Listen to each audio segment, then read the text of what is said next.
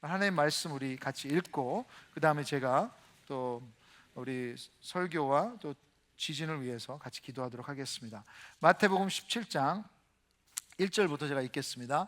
엿새 후에 예수께서 베드로와 야고보와 그 형제 요한을 데리시고 따로 높은 산에 올라가셨더니 그들 앞에서 변형되사 그 얼굴이 해같이 빛나며 옷이 빛과 같이 휘어졌더라. 그때 모세와 엘리야가 예수와 더불어 말하는 것이 그들에게 보이거늘 베드로가 예수께 여쭈어 이르되 주여 우리가 여기 있는 것이 좋사오니 만일 주께서 원하시면 내가 여기서 초막셋을 짓되 하나는 주님을 위하여 하나는 모세를 위하여 하나는 엘리야를 위하여 하리이다. 말할 때 홀연히 빛난 구름이 그들을 덮으며 구름 속에서 소리가 나서 이르시되 이는 내 사랑하는 아들이요 내 기뻐하는 자니 너희는 그의 말을 들으라 하시는지라. 제자들이 듣고 엎드려 심히 두려워하니 예수께서 나와 그들에게 손을 대시며 이르시되 일어나라 두려워하지 말라 하시니 제자들이 눈을 들고 보매 오직 예수 외에는 아무도 보이지 아니하더라. 그들이 산에서 내려올 때 예수께서 명하여 이르시되 인자가 죽은 자 가운데서 살아나기 전에는 본 것을 아무에게도 이르지 말라 하시니 제자들이 물어 이르되 그러면 어찌하여 서기관들이 엘리야가 먼저 와야 하리까 하나이까? 예수께서 대답하여 이르시되 엘리야가 과연 먼저 와서 모든 일을 회복하리라. 내가 너희에게 말하노니 엘리야가 이미 왔으되 사람들이 알지 못하고 임의로 대우하였도다. 인자도 이와 같이 그들에게 고난을 받으리라 하시니 같이 하겠습니다. 그제서야 제자들이 예수께서 말씀하신 것이 세례 요한인 줄을 깨달으니라. 아멘. 네, 자리에 앉으시죠. 기도 한번 하겠습니다. 하나님 아버지, 하나님의 말씀은 진리입니다. 그래서 예언하셨던 것처럼 예수님이 재림하시기 전에 지진이 있습니다. 그래서 그 지진으로 지금 시리아와 튀르키예에 참으로 많은 사람들이 고통 가운데 있습니다. 주님 불쌍히 여겨 주시옵소서.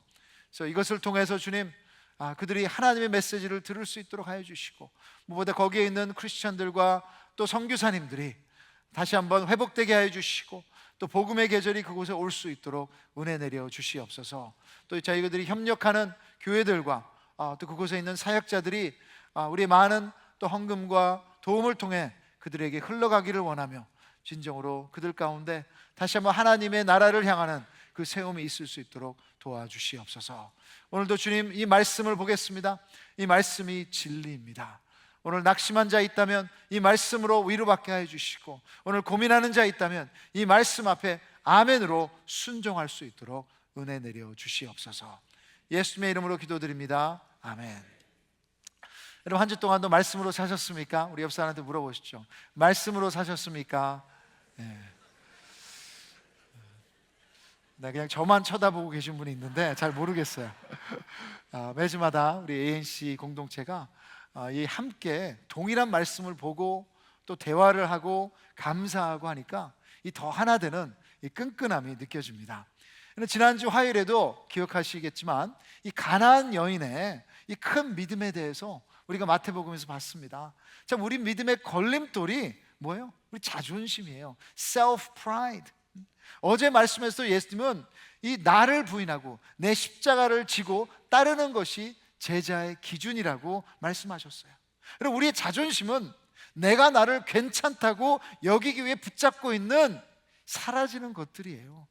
그것이 여러분 내가 이룬 성취이든 나의 재능이든 아니면 어떤 명예이든 그 자존심을 내려놔야 여러분 주님이 주시는 자존감이 우리 안에 세워지는 것입니다.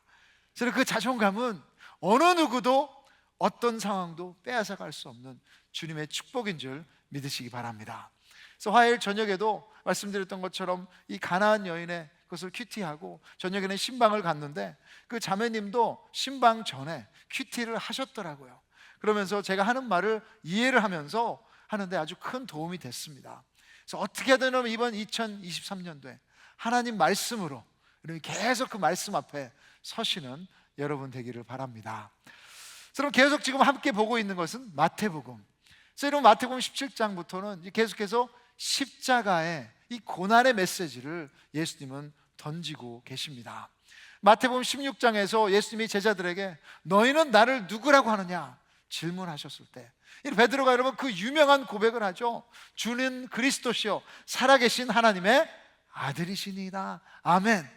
여러분 우리 모든 우리들의 입술에서 이 고백이 선포되기를 주님의 이름으로 축복합니다. 그래서 예수님도 여러분 베드로를 칭찬하셨어요. 성령님께서 너에게 알려주셨다.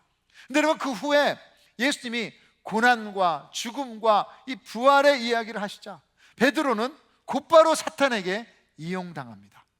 아, 예수님 절대로 그런 일이 없도록 제가 책임지겠습니다 하면서, 아니 예수님은 하나님의 일이 아닌 사람의 일을 생각한다고 그런 베드로를 책망하셨습니다. 그러면서 얘기하셨죠. 사탄아 내 뒤로 물러가라. 너는 나를 넘어지게 하는 자로다. 예수님의 곁에서 함께 걸었던 베드로가 사탄에게 그렇게 이용당할 수 있다면, 여러분 연약한 우리는 얼마나 그런 일들이 자주 있었을까 생각만 해도 두렵습니다. 고난은 무조건 피하고 막으려는 것 대신 고난은 해석을 하라고 들었는데, 지금 예수님의 제자들은 예수님의 고난과 십자가의 이야기를 믿고 싶지도 않았고 인정하기도 싫었던 것입니다. 그런 분위기, 별로 좋지 않은 분위기죠. 그런 가운데 예수님은 3명의 제자들을 데리고 이 변화산으로 올라가십니다. 이 변화산의 사건은 진짜 기적 중에 기적이에요. 이것은 예수님 자신을 위한 것보다도 제자들에게 지금 고난 가운데 붙들 수 있는 소망의 산소망을 예수님께서 보여주시는 것입니다. 이 변화산 사건이 예수님이 야 내가 하나님이다 하고 쇼오프하는 그런 특별한 사건이라고 생각하지 않습니다. 뭐 헐리우드 영화에 보시면, 그 예수님 영화에 보시면 예수님이 내가 하나님인가, 내가 인간인가, 내가 죽어야 되나, 이런 고난과 갈등을 하시는 장면들이 나와요. 하지만 여러분 성경에 나오는 예수님은 내가 하나님인가, 내가 인간인가 하며 갈등하시는 그 모습을 볼 수 없습니다. 이 변화산 사건에서 예수님의 영광스러운 모습을 보여주심으로 인해 고난과 죽음이라는 주제 때문에 지금 다운되어 있는 제자들이 위로받고 소망을 붙들게 하시는 거예요. 그리고 우리의 삶에서도 예수님을 따르는 것이 어렵고 이해가 안 될 때가 있습니다. 소망이 보이지 않을 때가 있습니다. 아마 지금 질병 가운데 그런 고난을 당하시는 분도 계실 수 있어요. 아니면 가정의 문제이든, 아니면 부부의 갈등이든, 미래의 두려움이 있을 수도 있고요. 아니면 아직도 해결하지 못한 자신의 고민 때문에 힘들어 하실 수도 있어요. 근데 거기에 대한 해답은 그 문제를 더 고민하는 것이 아니고 모든 문제의 주인 되시는 영광스러운 예수님을 바라보며 묵상하는 것입니다. 그래서 이번 주에 영국의 유명한 로버트 맥체인이라는 목사님의 글을 읽었습니다. 좀 길지만 한번 제가 읽어보겠습니다. 너무너무 은혜가 됐어요. 당신 자신을 한 번 볼 때마다 그리스도를 10번 보십시오. 그리스도는 온전히 아름답습니다. 그의 위엄은 무한하십니다. 그러면서도 그는 자비로우시고 온유하십니다. 그리고 이 모든 것이 죄인을 위함인데 그 중에 가장 죄인까지도 하나님의 미소 안에 사세요. 그의 빛의 은혜를 입으세요. 모든 것을 보시는 그의 사랑의 눈빛을 느끼세요. 그리고 그의 전능하신 팔에 안기세요. 당신의 영혼을 그리스도와 그 안에 있는 모든 달고 좋은 것들로 채우세요. 당신 마음의 모든 방을 성령님으로 충만하게 하세요. 그러면 어떤 어리석음이나 세상이나 사탄, 또 당신의 육적인 것이 들어올 자리가 없을 것입니다. 여러분, 우리의 모든 상상력을 동원해서 여러분 예수님으로 채우세요. 사람을 보지 말고 예수님을 보세요. 속썩이는 자녀나 배우자를 째려보지 마시고, 체킹 어카운트나 이 주식 찰트만을 바라보지 마시고, 그 문제를 바라보지 말고 주님을 보세요. 그 주님이 제일 아름다우신 분이십니다. 오늘 본문을 보면 참 궁금한 질문들이 많이 있습니다. 예수님이 올라가신 변화산이 어디일까? 솔직히 변화산 교회가 팔레스타인 땅에 있습니다. 여기 보시면 마운트 테이볼, 다볼산이라고 해서 그 위에서 바라보시면 이 갈릴리 그 계곡이 다 보여요. 그래서 동쪽으로 보시면 갈릴리 호숫가도 보이는, 갈릴리 호숫가에서 아주 가까운 곳에 변화산 교회라고 그래서 거기가 예수님이 기도하시고 변화되셨다고 전해오기도 합니다. 하지만 오늘 본문 상황과 연결하면 예수님께서 갈릴리 호수 북쪽 가이사라 빌립보에서 주로 사역을 하셨거든요. 그렇다면 여러분, 가이사라 빌립보 갈릴리 호수 북쪽에 있는 그 산은 헐몬산이 더 가깝습니다. 여러분, 거기에 보시면 그 위에 있는 동그라미, 거기에서 제일 가까운 산은 그 팔레스타인 땅에서 7,000피트가 넘는 헐몬산이에요. 그래서 어떤 학자들은 헐몬산이라고 말하기도 합니다. 또한 왜 이 세 제자이냐? 베드로, 야고보, 요한. 아니, 예수님도 무슨 페이버리티즘이 더 좋아하는 제자들이 있으셔가지고 나머지는 차별하시는 것이냐? 저는 그렇게 생각하지 않습니다. 예수님은 다 똑같이 사랑하셨다고 생각해요. 그 자기를 판 가룟 유다까지도 예수님은 또 한 번의 회개에 기회를 주셨잖아요. 하지만 아마도 제가 생각하기에 12제자 중에 제일 문제아들을 데리고 다니신 게 아닌가. 남겨두면 문제를 일으킬 것 같으니까. 그리고 제가 또 특별히 궁금했던 것은, 아니, 어떻게 베드로가 1400년 전에 살았던 모세, 700년 전에 살았던 엘리야 선지자를 곧바로 알아봤을까?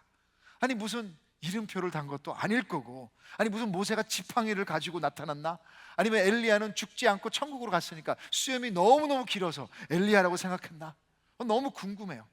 근데 여기서 알 수 있는 것은 육체가 죽은 후에도 정체성은 없어지지 않는다는 것입니다. 그래서 알아볼 수 있다는 거예요. 참 기대가 돼요. 우리 먼저 가신 분들, 자, 여러분, 알아볼 것입니다. 이런 모든 질문에 대한 확실한 답은 천국 가서 알아보십시오. 성경에서는 제대로 알아볼 수는 없어요. 하지만 예수님께서 이 변화산 사건을 2023년도에 우리에게 지금 남겨두신 것은 그냥 역사만의 이벤트로 남겨두신 것이 아니라 그 제자들에게 하셨던 메시지가 오늘대로 우리에게 필요한 줄 믿습니다. 그래서 여러분, 이 변화산 사건을 통해 혹시라도 우리의 삶이 힘들고 어렵다면 진정으로 2023년도에 제자로 살아가야 되는 그 메시지를 받는 시간 되기를 원합니다. 여러분, 첫째로 예수님의 영광은 변화산 사건에서 하나님의 영광으로 나타납니다. 1절부터 3절 우리 같이 한번 읽어보겠습니다. 시작.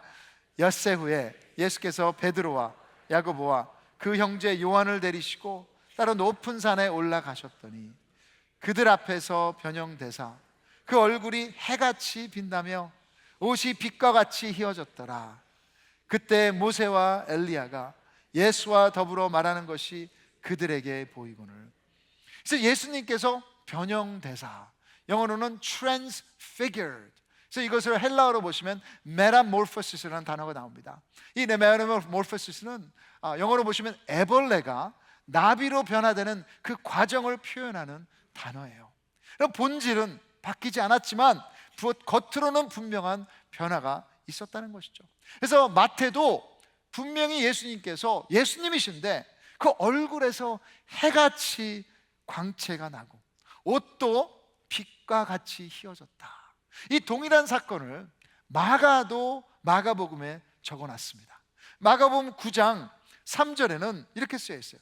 그 옷이 광채가 나며 세상에서 빨래하는 자가 그렇게 희게 할 수 없을 만큼 매우 휘어졌더라. 모르겠어요, 마가 집안이 세탁소를 운영했는지 너무너무 그림에 들어와요. 그래서 누가복음 9장 29절에도 동일한 장면을 이렇게 얘기하고 있어요. 기도하실 때 용모가 변화되고 그 옷이 휘어져 광채가 나더라.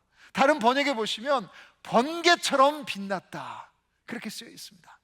예수님의 영광은 이 반사되는 빛이 아니라 예수님 안에서 나오는 빛의 역사인 것을 알 수 있어요. 모세가 출애굽기 34장에 회막에서 하나님을 깊게 만나면서 그 회막에서 나올 때마다 항상 얼굴이 너무 빛나서 수건으로 얼굴을 가렸다고 했습니다. 그것은 은혜 받은 자의 얼굴이죠. 그래서 여러분의 얼굴도 그렇게 하나님의 빛으로 빛나기를 주님의 이름으로 축복합니다. 그래서 하나님의 영광의 빛의 반사예요. 꼭 여러분, 우리가 운전할 때 뒷차에서 하이빔을 쏘면, 우리의 거울에 비추면 우리의 눈이 아주 부시게 되는 것처럼, 근데 여러분, 여기서 예수님은 빛을 반사하는 것이 아니고 그분 안에서 이 빛을 뿜어내시는 것입니다. 하나님의 영광이 예수님 안에서 나온다는 말이에요. 여러분, 이것처럼 이렇게 그냥 빈다는 것처럼, 그렇죠? 반사되는 것이 아니라 여기서 뿜어 나오는. 그래서 여러분, 히브리서 1장 2절에 보시면 그 예수님의 이 영광에 대해서 설명한 것이 있습니다. 이 모든 날 마지막에는 예수 아들을 통하여 우리에게 말씀하셨으니 이 아들을 만유의 상속자로 세우시고 또 그로 말미암아 모든 세계를 지으셨느니라. 이는 하나님의 영광의 광채시요 그 본체의 형상이시라. 그리고 예수님은 하나님의 최고의 표현입니다. 영원하시고 놀랍고 아름답고 거룩하시고 순결하시고 가장 위대한 하나님의 영광이 그 예수님 안에 있습니다. 그런 하나님이신 예수님의 영광이 오늘 여러분 성경에 보시면 어렸을 때 갓난아기로 이 세상에 오셔서 100% 인간으로 사시며 그 영광을 가리고 계시다가 이제 이 산에서 제자들 앞에 모세와 엘리야와 함께 나타나신 것입니다. 여러분, 진짜 기적은 어느 영광도 담을 수 없는 그 하나님의 영광이 예수님 안에서 33년 동안 가려졌다는 거예요. 근데 이제 변화산에서 여러분 이것이 뿜어내는 것입니다. 성경은 하나님의 영광에 대해서 300번 넘게 언급하고 있습니다. 그래서 시편에서 보시면 시로 하나님의 영광에 대해서 표현하죠. 별들이 하나님의 영광을 나타내고 뭐 하늘과 우주와 바다가 하나님의 영광을 나타낸다고 시적으로 표현했습니다. 하지만 예수님은 하나님의 영광을 완벽하게 나타내시는 거예요. 이는 하나님의 영광의 광채시요 그 본체의 형상이시라. Ultimate glory, 그리고 최고의 영광, 영광 중의 영광, 우리 영혼의 모든 어두움을 몰아내고 우리를 살릴 수 있는 완벽한 빛인 줄 믿습니다. 그렇다면 여러분, 진짜로 이 하나님의 영광이 예수님 안에 있는 것을 믿으신다면 아주 우리에게 너무나 중요한 의미가 있어요. 이 영광의 예수님에게는 모든 기적, 지금까지 우리가 들었던 기적, 바다 위를 걷는 것, 폭풍을 멈추게 하시는 것, 물을 포도주로 만드는 것, 오병이어와 칠병이어의 역사도 전혀 놀라운 것이 아니라는 것입니다. 하나님이신 예수님에게 불가능은 없습니다. 그럼 오늘 우리가 예배드리는 그 하나님, 그 예수님이 이런 하나님이세요. 우리가 이 예수님만 바라보고 있으면 어떤 상황도 어떤 고난도 우리를 무너뜨리고 좌절하게 할 수 없습니다. 그러게 여러분 믿음으로 나오십시오. 오늘 한번 제대로 하나님의 영광이 담긴 예수님을 바라보신다면 우리를 변화시키는 줄 믿습니다. 그래서 여러분 그런 마음으로 나오세요. 어저께 새벽 기도를 마친 후에 한 장로님이 그러시더라고요. 사람들은 자기가 원하는 좋은 물건을 사기 위해서 막 줄을 서고 몇 시간씩 기다리는데 그것보다 더 귀한 예수님께 예배드리기 위해 줄을 서고 기다릴 수 있는 그런 아름다운 교회가 되길 꿈꾸신다고. 여러분, 이 장로님이 오버하는 거 아니에요. 진정으로 예수님이 하나님의 영광이라면 그것이 가장 당연한 반응입니다. 우리의 최고를 드리는 예배가 우리 ANC 안에서 경험되기를 주님의 이름으로 축복합니다. 지난 금요일 월십에서 찬양 콘서트를 했죠. 근데 그 중에 영광의 주님 찬양을 함께 불렀습니다. 근데 여러분 그 시간에 그 찬양을 부르는데 진짜 이것이 맞다. 오늘 주일 설교를 준비하면서 여러분과 함께 부르고 싶다, 그런 생각이 있었습니다. 그래서 이 시간 아주 옛날 노래지만 우리 마음을 담아서 영광의 주님 찬양하세요. 자리에서 일어나실 수 있는 분 일어나셔서 우리의 중심을 다 주님 앞에 올려드리며 그분의 영광을 묵상하며 같이 한번 찬양하겠습니다.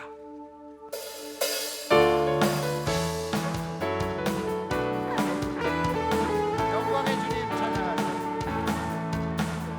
영광의 주님 찬양하세. 모든 영광 능력 찬송 예수님께. 영광의 주님 찬양하세. 주의 백성 모두 함께 찬양하세. 두 손을 높이 들고 주 이름을 찬양. 존귀와 영광 모두 주 예수님께. 영광의 주님 찬양하세. 죽으시고 부활하신 만왕의 왕. 죽으시고 부활하신 우리의 왕, 죽으시고 부활하신 만왕의 왕. 죽으시고 부활하신 만왕의 왕, 죽으시고 부활하신 만왕의 왕.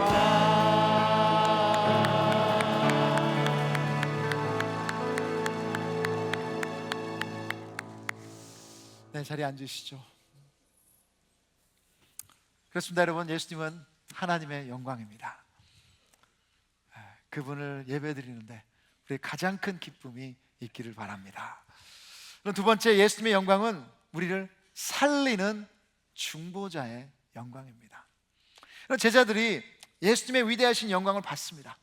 지금 어쩔 줄 모르고 있는데 그때 베드로가 입을 엽니다. 그래서 베드로는 우리를 실망시키지 않아요. 하여튼 제자 중에서 제일 먼저 입을 여는 사람이 베드로예요. 빅마우스라 그러죠, 영어로는. 그래서 마가복음에서 이 베드로에 대해서 이렇게 설명을 했어요. 베드로가 예수께 고하되 랍비여, 우리가 여기 있는 것이 좋사오니 우리가 초막 셋을 짓되 하나는 주를 위하여, 하나는 모세를 위하여, 하나는 엘리야를 위하여 하사이다 하니, 이는 그들이 몹시 무서워함으로 그가 무슨 말을 할지 알지 못함이더라. 여러분, 무슨 말을 할지 모르면 남편분들 어떻게 하셔야 돼요? 하지 말아야 돼요. 특별히 이런 위대하신 초자연적인 영광의 현상 앞에서는 입을 다무는 것이 맞습니다. 근데 베드로가 입을 열었어요. 무슨 초막 3개를 진다. 근데 먼저 그가 잘못한 것은 예수님과 모세와 엘리야를 똑같은 레벨에 둔 것입니다. 모세는 구약 율법의 대표이죠. 그리고 엘리야는 가장 위대한 선지자로 뽑힙니다. 그러니까 율법의 대표와 어떤 면에서는 예언의 대표.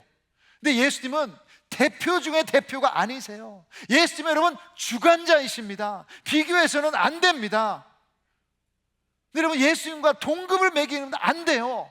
근데 여러분 그게 여러분 우리의 문제 아닙니까?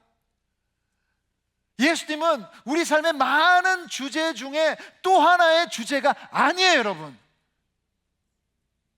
내가 원할 때 여러분 여는 파일이 아닙니다. 예수님은 그 모든 주제 중에 완벽하신 주인이 되십니다. 그럴 때만 여러분 제대로 그분을 만날 수 있는 거예요. 그래서 5절 6절에 베드로가 말할 때 홀현이 빛난 구름이 그들을 덮으며 구름 속에서 소리가 나서 이르시되 이는 내 사랑하는 아들이요 내 기뻐하는 자니 너희는 그의 말을 들으라 하시는지라. 제자들이 듣고 엎드려 심히 두려워하니 하나님의 베드로의 말을 멈추게 하십니다. 그리고 하늘로부터 선포하십니다. 그들이 두려워하는 것이 당연합니다. 구름 속에서 여러분 하나님의 음성이 들린다면 우리도 여러분 두려워하지 않으시겠습니까? 근데 놀라운 것은 하나님의 영광을 보고도 하나님의 음성을 듣고도 제자들이 죽지 않았다는 것입니다. 여러분 이사야 6장에서 보시면 이사야 선지자가 예배드리러 성전에 들어갔습니다. 그래서 예배를 드리면서 하나님의 영광, 이 거룩하심을 자기가 목격을 해요. 그러면서 그가 고백을 합니다. 내가 죄인이기에, 내가 입술로 죄를 지었기에 내가 망했도다, 죽었도다 고백했어요. 출애굽 33장 18절에 보시면 모세가 엄청난 간구를 하죠. 하나님의 영광을 보여주소서. 뭣도 모르고. 그때 하나님께서 출애굽 33장 20절에 답을 주십니다. 내 얼굴을 보지 못하리니 나를 보고 살 자가 없음이니라.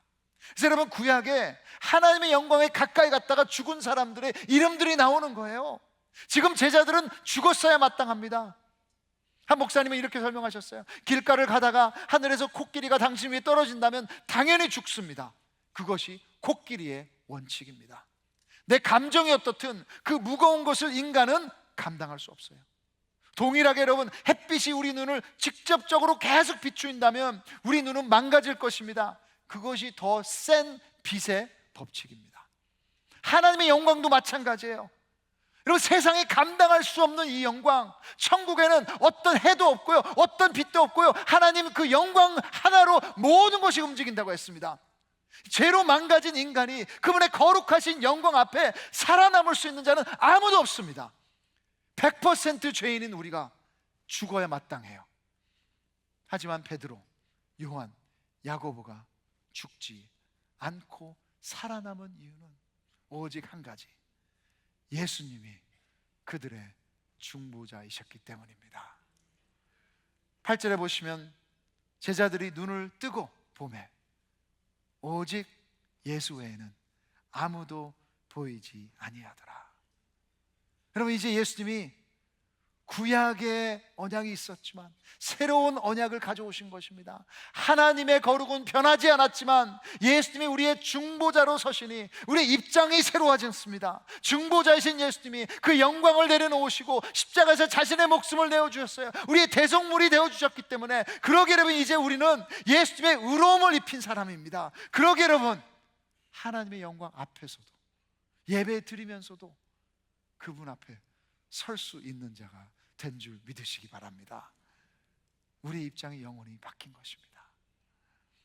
하나님의 음성에 제자들이 두려워할 때 7절에 예수님께서 나와 그들에게 손을 대시며 이르시되 일어나라, 두려워하지 말라. 이것이 여러분 중보자의 터치예요. 이것이 너를 사랑한다는 중보자의 보호하십니다. 우리를 책임지신다는 선포입니다. 예수님 우리를 살리시는 중보자이신 걸 믿으시기 바랍니다. 저 어떤 예배를 드리시든 여러분, 다른 생각은 다 끊으시고 다른 소리는 다 끊으시고 진정으로 우리를 살리는 중보자의 그 목소리가, 그 터치가 우리 삶 가운데 일어나기를 바랍니다. 마지막으로 여러분, 예수님의 영광은 우리의 고난에 의미와 목적을 주세요. 예수님이 변화산에서 모세와 엘리야와 대화를 하셨습니다. 율법의 대표와 선지자의 대표를 만나서 예수님이 뭐라고 얘기를 하셨을까? 여러분, 궁금하지 않으세요? 천국까지 기다릴 필요가 없습니다. 성경에 나와 있습니다. 같이 한번 누가복음 9장 31절 같이 읽겠습니다. 시작. 영광 중에 나타나사 장차 예수께서 예루살렘에서 별세하실 것을 말할세. 이 별세라는 단어는 Exodus, departure, 이 출애굽, 여러분 출애굽기에 쓰여졌던 그 단어가 동일하게 헬라어로 쓰여지고 있어요. 예수님은 십자가의 죽음을 말씀하셨죠. 근데 여러분, 여기에서 그 단어를 쓴 것은 아주 중요한 의미가 있습니다. 이 십자가란 고난은 그냥 고난이 아니라 이것은 출애굽의 역사처럼 십자가가 영적 역사를 가져온다는 의미입니다. 400년 넘게 노예로 있던 이스라엘 민족을 하나님이 구원하신 것처럼 이 예수님의 십자가의 역사로 영적 고아였던 우리를 구원하시고 이제 하나님의 자녀로 세우신다는 것입니다. 그 좋은 소식은 오직 십자가란 고난을 통과해야만 가능합니다. 그리고 예수님은 그 고난과 십자가를 마다하지 않으셨어요. 그 고난에는 엄청난 의미와 목적이 있었기 때문입니다. 오늘 본문의 마지막 질문이 10절에 나옵니다. 어찌하여 서기관들이 엘리야가 먼저 와야 하리라 하니까, 그 질문에 세례 요한이 엘리야였다고 설명하세요. 그러시면서 예수님은 머리가 잘려서 죽은 세례 요한의 고난에 인자도, 예수님도 동일한 고난을 당하게 된다고 미리 말씀하십니다. 그리고 우리를 살리는 예수님의 고난은 낭비가 아니라는 거예요. 그렇다면 여러분, 그 예수님을 따르는 우리의 고난도 마찬가지입니다. 크리스천에게도 고난이 다가옵니다. 각자의 고난과 십자가가 다 다르겠지만 그것을 여러분 좌절과 낙심과 불평, 불만으로 낭비하지 마십시오. 주님이 허락하셨다면 거기에는 주님의 뜻과 의미를 찾으셔야 됩니다. 하나님께서 그것을 여러분 주셨다면 진정으로 하나님 안에 우연은 없기 때문에 하나님의 살리는 역사가 그 고난 가운데도 있을 것을 믿으시는 여러분 되기를 바랍니다. 이번 주에 제프리라는 형제 이야기를 들었습니다. 한 미국 교회 개척 멤버인데요, 이 당뇨 때문에 시각 장애인이 되었어요. 아무것도 보이지를 않아요. 그럼에도 불구하고 이 교회 개척 멤버로서 16년 동안 신실하게 봉사를 했다고 합니다. 이런 생각이, 시각 장애인이 무슨 봉사를 할 수 있냐? 어떻게든 찾았어요. 환자들을 전화로 위로하고, 병원도 찾아다니고, 힘든 사람들, 외로운 사람들, 하나님의 사랑을 나누었다고 합니다. 때론 자기가 너무 힘들어서 하나님의 존재를 의심하기도 했고, 몸이 더 안 좋아져 신장 이식도 해야 했고, 근데 그 가운데도 그는 믿음으로 인내하며 이웃의 고난과 고통을 함께 느끼며 위로하며 사람들을 예수님께로 인도하기도 했어요. 나중에 그가 뇌출혈로 사망해서 이제 추모 예배를 교회에서 드리게 됐는데, 그 교회 건물에 사람들이 그냥 가득 찼대요. 그의 가족들만이 아니고 그 사람의 설교를 들은 사람들도 아니고요, 그가 어떤 대단한 일을 했기 때문도 아니었습니다. 제프리 형제는 그의 고난을 낭비하지 않았어요. 그의 고난을 나눔으로 인해 자기는 이해할 수 없었지만 의미와 목적을 주시는 예수님을 믿고 순종했기에 다른 사람들에게 그 축복이 흘러간 것입니다.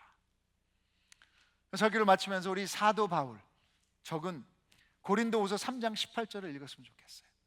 오늘 변화사에 나오는 그 변화했던 단어가 고린도후서 3장 18절에 동일하게 나옵니다. 우리 같이 한번 읽겠습니다. 시작. 우리가 다 수건을 벗은 얼굴로 거울을 보는 것 같이 주의 영광을 보매 그와 같은 형상으로 변화하여 영광에서 영광에 이르니 곧 주의 영으로 말미암음이라. 여러분, 사도 바울이 얘기하는 거예요. 이것은 나중에 천국의 일이 아니라는 거예요. 지금 이 땅에서도 여러분이 예수님의 제자라면, 여러분의 크리스찬이라면 진정으로 여러분 예수님을 바라봄으로 인해, 예수님을 체험함으로 인해 진정으로 예수 그리스도에 있었던 그 영광의 변화가 우리 가운데도 있을 줄 믿으시기를 바랍니다. 그래서 예수님은 하나님의 완벽한 영광이세요.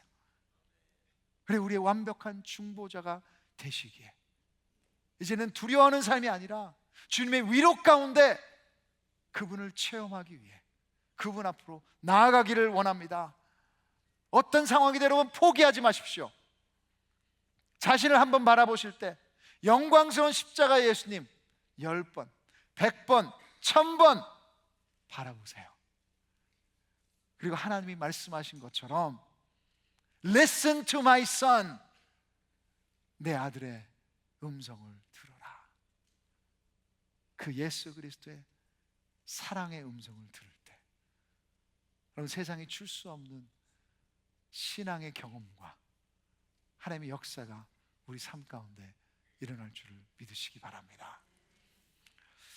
여러분, 이 시간 우리 같이 한번 기도 한번 했으면 좋겠습니다. 여러분, 1부 때도 제가 같이 기도했는데 여러분, 예수님 체험하고 싶지 않으십니까? 체험하셨던 분들도 한 번만 체험하는 게 아니잖아요. 여러분, 예수님 또 경험하고 싶지 않으세요? 그리고 우리의 미지근한 믿음은 내 힘으로 여러분 사라지지 않아요. 내가 변화시킬 수 없습니다. 하지만 우리가 예수 그리스도의 하나님의 영광을 바라본다면 그분을 진정으로 간구한다면, 그분을 만나기를 원한다면 하나님께서는 우리에게 세상 가운데 줄 수 없는 역사가 있을 줄 믿습니다. 그래서 여러분, 그 체험을 이 시간 같이 한번 기도했으면 좋겠어요. 주님, 내 삶 가운데 체험을 주시옵소서. 주님을 이제는 머리로만, 그냥 말로만 왔다 갔다 그냥 그런 자가 아니라 진정으로 어디에서든 주님과 동행하기를 원합니다. 우리 교회에 그런 영광으로 덮어주시옵소서. 저는 그때 예배 가운데 삶이 꼬꾸라지기를 원합니다. 우리 가정 가운데 진정으로 하나님의 영광으로 우리 자녀들을 덮어주시옵소서. 여러분, 우리 주여 일창하시고 간절히 주님 앞에 간구하도록 하겠습니다. 기도하시겠습니다. 주여, 하나님 아버지, 아버님 아버지, 우리 변화자의 사건이 오늘도 아버지 하나님께서 주시기를 원하시는 줄 믿습니다. 아버지 하나님, 우리의 믿음이 너무 미지근해졌습니다. 아버지 하나님, 우리가 너무 나버렸습니다. 아버지, 세상이 말하는 대로, 내 감정이 말하는 대로 아버지 그냥 왔습니다. 주님 용서하여 주시옵소서. 오늘 예수 그리스도가 변화자 돼서 들어와 이 제자들에게 보여줬던 그 영광을 아버지 보기를 원합니다. 아버지 하나님, 체험하기를 원합니다. 아버지 하나님, 시원하를 뒤집어 엎어주시고 아버지 진정으로 아버지 경험 있는 세상이 되게 해주시고 아버지 세상이 뭐라 그래도 예수 그리스도를 내 입으로 하는 자분이 그런 자가 되게 하여 주시옵소서. 하나님 오시옵소서. 아버지 하나님, 우리를 덮어주시고 우리 제자분의 예배를 드릴 때마다 하나님의 영광이 가득 찬 주님으로 도와주시옵소서. 기적을 일으켜 주시고 아버지, 지금 어두움이 있는 것은 예수 그리스도의 이름으로 잡아주시고 물리칠 수 있는 주님의 영광을 주시옵소서. 감사합니다.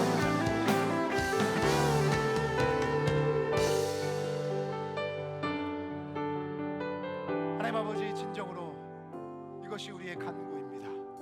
행미지근한 교회만 왔다 갔다 하는, 내가 원하는 것만 구하는 그런 크리스찬이 아니라 진정으로 변화산에서 나타나셨던 하나님의 영광이 우리 생각을, 우리 마음을, 우리 가정을, 우리 교회를 가득 채우기를 원합니다. 주님, 지금까지 이 간구를 하지 않았다면 오늘 이 시간부터 이 간구를 하게 하여 주시고 오늘도 예수 그리스도의 목소리 앞에 순종하며 하나님을 경험할 줄 믿습니다. 여러분, 우리 자리에서 같이 일어나셔서 이제 마지막 찬양 주님 앞에 우리 마음껏 올려드리면서 주님 영광을 보여주시옵소서. 찬양하겠습니다. 내는 주의 영광을 보내. 내는 주의 영광을 보내. 우리 가운데 계신 주님, 그 빛난 영광 온 하늘 덮고 그 찬송 온 땅 가득해. 내는 주의 영광을 보내. 내는 주의 영광을 보내. 찬송 가운데, 찬송 가운데 서신 주님, 주님의 얼굴을 온 세상 향하네. 주님의 권능의 팔을, 권능의 팔을 전해. 주의 영광이, 주의 영광 이곳에 가득해. 주님의 영광 앞에 우린 서네. 주님과 함께 찬양하며 우리는 전진하리. 모든 영광 주 볼 때까지. 다시 한번 고백합니다. 내는 주의 영광을 보내. 내는 주의 영광을 보내. 우리 가운데, 우리 가운데 계신 주님, 주님의 영광을 바라봅니다. 그 빛난 영광 온 하늘 덮고 그 찬송이, 그 찬송 온 땅 가득해. 우리 눈을 들어 주님의 영광을 바라보십시다.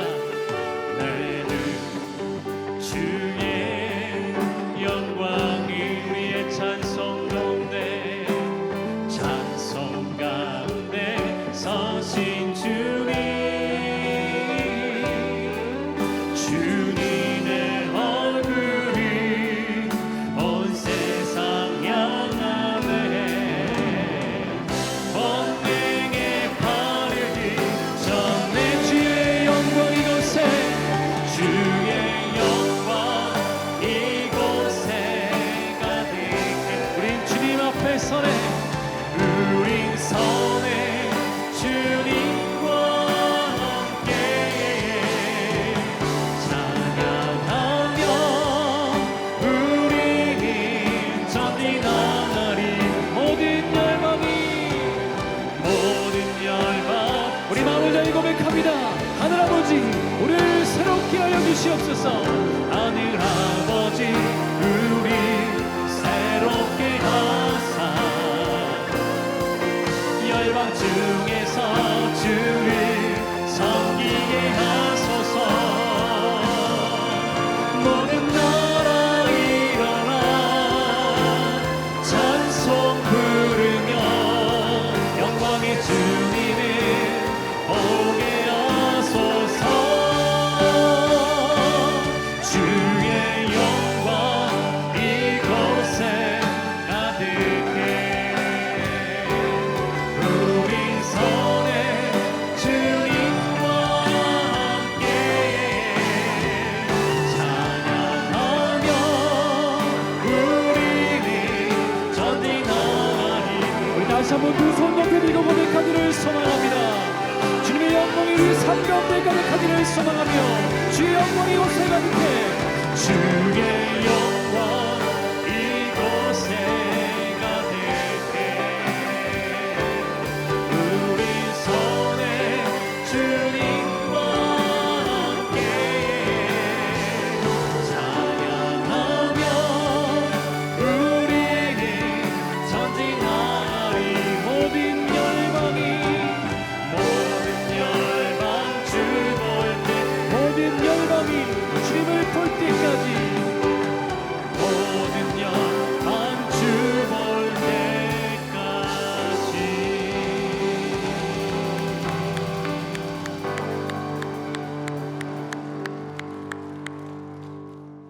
하나님 아버지, 저 주의 영광을 보기를 원합니다. 그것만이 우리 문제를 해결할 수 있습니다. 그 영광만이 우리의 어두움을 몰아낼 수 있습니다. 그 영광만이 우리의 상처를 치유할 수 있습니다. 그 영광만이 우리 자녀들을 뒤집어 놓을 수 있습니다. 그 영광만이 우리 부부 사이를 다시 한번 하나 되게 할 수 있습니다. 그 영광만이 진정으로 우리의 가장 큰 행복입니다. 주님께서 라오디게의 교회에 책망하셨던 뱉어내는 그런 믿음이 아니라 진정으로 주님을 뜨겁게 사랑할 수 있는 첫사랑이 회복되는 저희의 삶이 될 수 있도록 도와주시옵소서. 주님, 우리 예인씨가 진정으로 주님 안에서 하나 모였는데 주님, 그냥 교제하고 끝나는 것이 아니라 우리 교회를 다니며 하나님의 영광을, 하나님의 체험을, 예수 그리스도를 경험하기를 원하는 교회가 되게 하여 주시옵소서. 교회만 그냥 왔다 갔다 하는 것이 아니라 진정으로 오늘도 예수 그리스도, 그분의 목소리를 듣고 그분의 터치를 느끼고 우리의 염려, 우리의 어두움이 사라질 수 있는 그 체험, 오늘도 이 가운데 있을 수 있도록 은혜 내려 주시옵소서. 저 우리의 생각을 주님의 영광으로 채우기 원합니다. 우리 가정을 주님의 영광으로 채워주시옵소서. 우리 예배 가운데 주님의 영광으로 채워주셔서 주님을 원하는 것이 우리의 가장 큰 기쁨이 될 수 있도록 도와주시옵소서.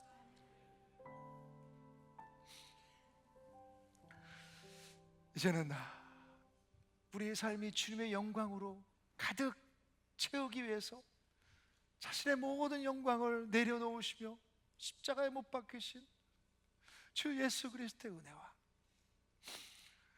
우리를 살리시기 위해서 자신의 독생자 아들을 내어주신 하나님의 무한하신 사랑하심과 성령 하나님의 역사하시고 위로하심이 이제 세상이 던져주는 대로 나의 생각과 미지근한 대로 주님 따라가는 것이 아니라 주님을 경험하고 체험하기를 간구하는 우리 모든 형제 자매들 머리 위에 주님께서 주님의 영광으로 채우기를 원하는 우리 가정 머리 위에, 우리 ANC 공동체 위에 이제부터 영원까지 항상 함께 있을지어다. 아멘.